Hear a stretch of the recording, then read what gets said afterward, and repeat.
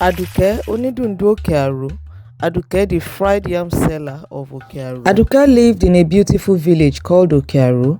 It was not just a place, it was a family. Everyone knew everyone.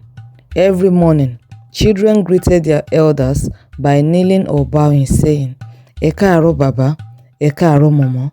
This showed respect, which was very important in the village. Aduke was 17 years old when she started living with her aunt, Yawura, since her mother died 3 years ago.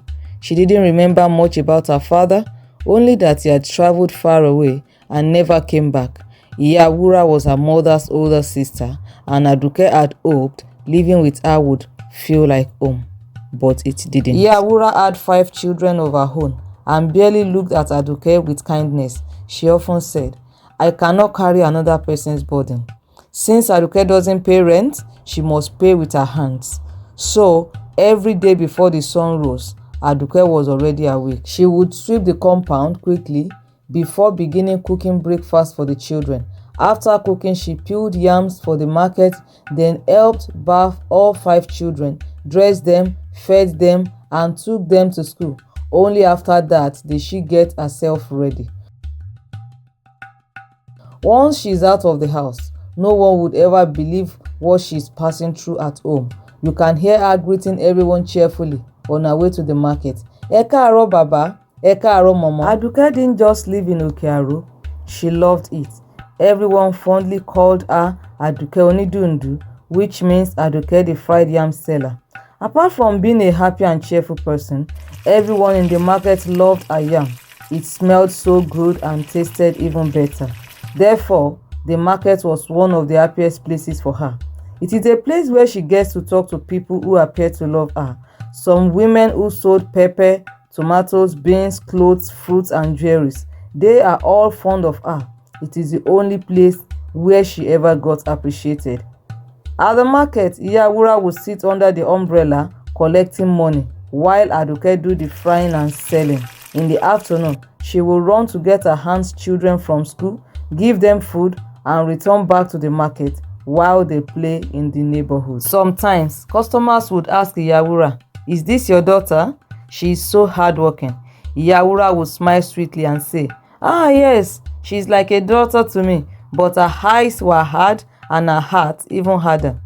One evening, Aduke was carrying a basin of yams on her head, walking slowly behind Yawura. They were going home from the market. From across the market, a girl about her age spotted her and came running. It was Tenny. Tenny was Aduke's old friend from when they were small. Her parents had a shop near the main road, and Tenny wore neat clothes, ate good food, and always had pretty beads in her head. "Hi, Aduke," Tenny said with a wide smile. "You look so grown up these days. I even heard one of the women say you are the most hardworking girl in the whole market." Aduke smiled tiredly. "Good evening, Tenny." Tenny looked at her closely. "I don't understand you. Everyone seems to love you. Even Mama Taye gave you roasted plantain yesterday, and Baba Samson the tailor always greets you first. Meanwhile, me? Nobody even notices me." Aduke stayed quiet. What could she say? Tenny frowned. "Sometimes I wish I had your life. No rules, no parents shouting, just freedom to walk around and be admired." Aduke's heart sank. "Tenny," she said softly, "you don't know what my life is like." Tenny rolled her eyes. "Oh, please. At least you don't have to wash dishes after dinner or do schoolwork all night." Aduke looked down at her rough hands, the small scar on her ankle from a market basket, and the hole in her wrapper that she had sewn with thread. She wanted to speak to tell Tenny how every morning she woke before dawn, how her back ached from work, how she slept on a mat beside the kitchen, and how Yawura shouted at her for every small mistake. But instead she just said, "It is not as easy as it looks." Tenny looked confused, and as she was about to say something, before she could say anything, Yawura called out, "Aduke, are you standing there gossiping while I'm walking? Hurry up."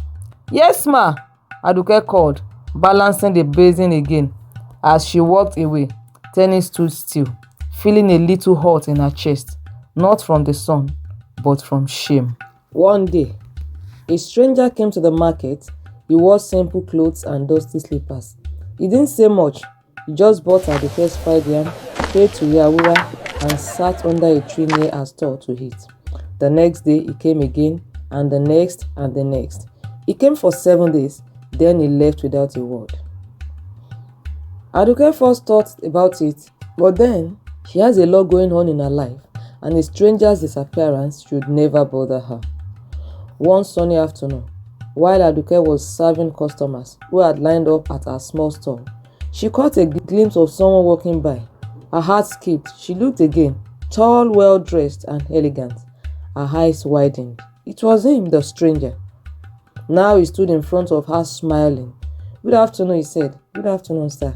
She replied, her voice soft. "My name is Aduke." And that moment changed everything.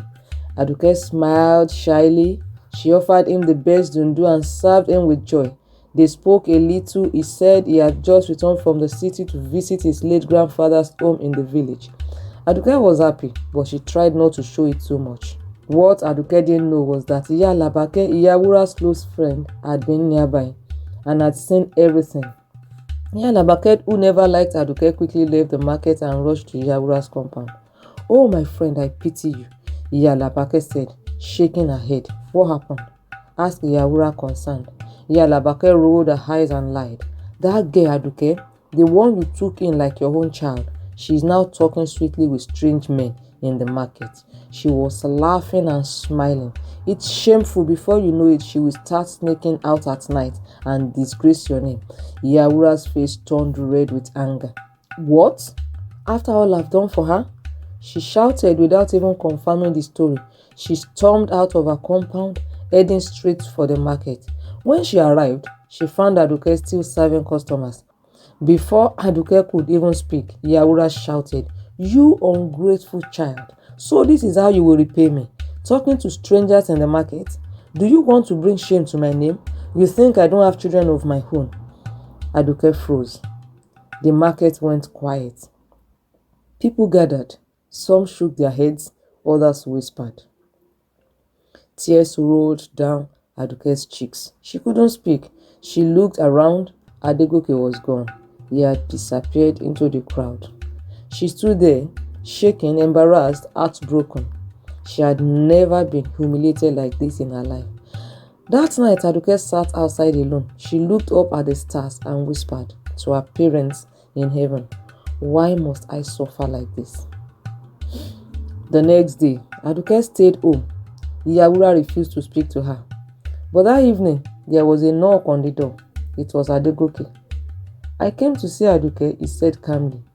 Iyawura hissed. "So now you have come to carry her away?" Aduke smiled. "Ma, I came to tell you something. I am the son of Chief Adetunji." The name rang a bell. "Adetunji," said Iyawura. "Isn't that Aduke's surname?" "Yes, I am her stepbrother. Our father has been sick for a while and has insisted that he must find Aduke and reunite with her before his death. It is a very long story, but the bottom line is that Aduke's father needs her." Iyawura's eyes widened. "I have been searching for her. And yesterday, when I saw Aduke, something told me she's the one." Aduke stepped out shocked. "You are my sister," Aduke said with tears in his eyes. "I came to take you to our father." Iyawura stood speechless, her mouth opened. "I have watched how you worked hard. I saw how you were treated. You deserve love and peace." Aduke burst into tears. She never imagined such a moment. She hugged her brother tightly. That evening, the whole village heard about the truth. Many people were happy for her.